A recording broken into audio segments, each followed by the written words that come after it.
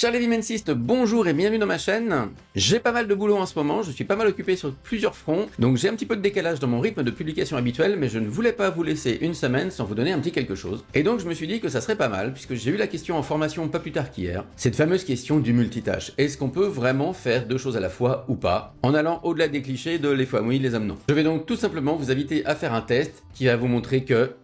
Suspense. On y va.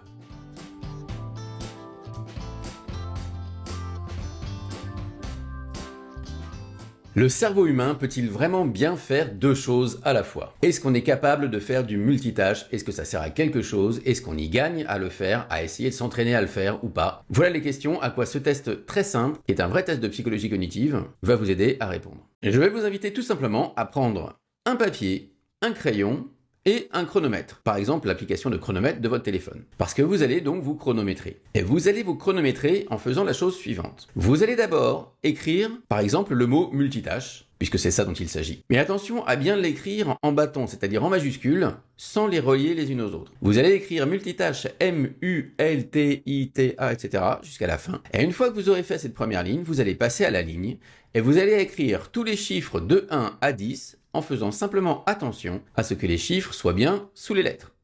Il y a 10 lettres dans multitâche, je dois donc avoir les chiffres de 1 à 10 qui vont être rangés chacun sous sa lettre, ce qui devrait donner ceci.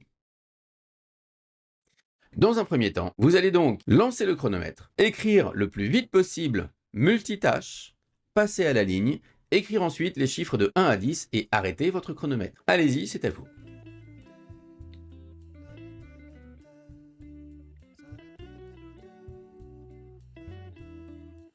Voilà, donc si je me fie à mon expérience, vous avez mis quelque chose entre 10, 12 et peut-être 16, 17 secondes pour écrire multitâche et ensuite passer à la ligne et écrire les chiffres de 1 à 10 en faisant attention à ce que les chiffres soient bien sous les lettres. Et bien maintenant, c'est la deuxième partie de l'exercice. Je vais vous inviter à retourner la feuille pour ne plus avoir le modèle sous les yeux de ce que vous venez de faire. Et vous allez de nouveau vous chronométrer à écrire la même chose mais différemment. Cette fois-ci, vous allez lancer le chronomètre.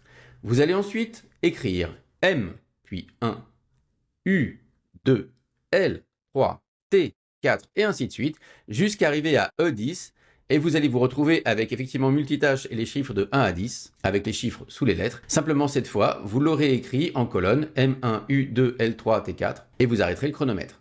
Ok, donc c'est à vous. Lancez le chronomètre, écrivez M1, U2, L3, etc., jusqu'à E10, arrêtez le chronomètre, toujours le plus vite possible. À vous!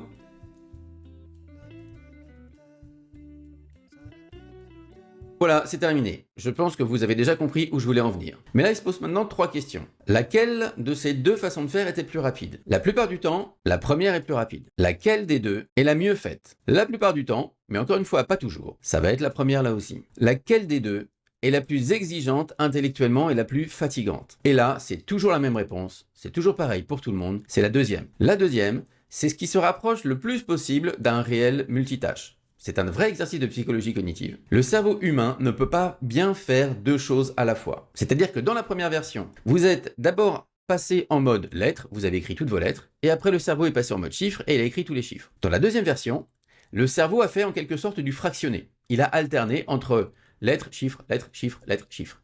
Et on voit que la plupart du temps c'est plus long, la plupart du temps c'est moins bien fait, mais pas toujours. Mais toujours, tout le temps, pour tout le monde, c'est beaucoup plus fatigant intellectuellement. Et c'est exactement ce qui se passe quand vous essayez de faire plusieurs choses à la fois. Vous êtes en réunion, ça vous barbe un peu, vous vous dites tiens je vais faire un mail pendant ce temps-là. En fait vous n'êtes plus vraiment dans la réunion. D'ailleurs, vous n'entendez pas ce qui se passe, ça a été prouvé. Et vous n'êtes pas vraiment non plus dans votre email parce qu'il y a quand même un petit radar dans votre tête qui vous dit attends, s'il y a mon prénom qui arrive, il faut quand même que je sois à peu près disponible pour faire répéter la question. Et vous faites donc une réponse à l'email qui n'est pas aussi bonne que celle que vous auriez faite si vous aviez été pleinement concentré sur l'email. Donc en gros, vous êtes perdant sur les deux tableaux. Vous gagnez un petit peu en temps, mais vous dépensez beaucoup d'énergie pour un résultat moins bon. Donc l'idée, évidemment, ça va être d'éviter au maximum de faire du multitâche. Parfois, on a l'impression de pouvoir faire deux choses à la fois parce qu'on s'est dit, enfin, Romain, c'est sympa, mais ça va, j'arrive à conduire, écouter la radio, parler avec quelqu'un en même temps, tout se passe bien. Ou quand je fais une recette de cuisine, je fais ma recette et je peux discuter ou je peux écouter la radio, etc. J'arrive bien à faire deux choses à la fois. En fait, non. Ce qui se passe, c'est que vous y arrivez maintenant à faire ces choses-là Parce qu'une grande partie de ce que vous faites est passé dans ce qu'on appelle la mémoire procédurale. C'est-à-dire que vous avez l'habitude de conduire, vous avez l'habitude de la recette, de faire la cuisine, etc.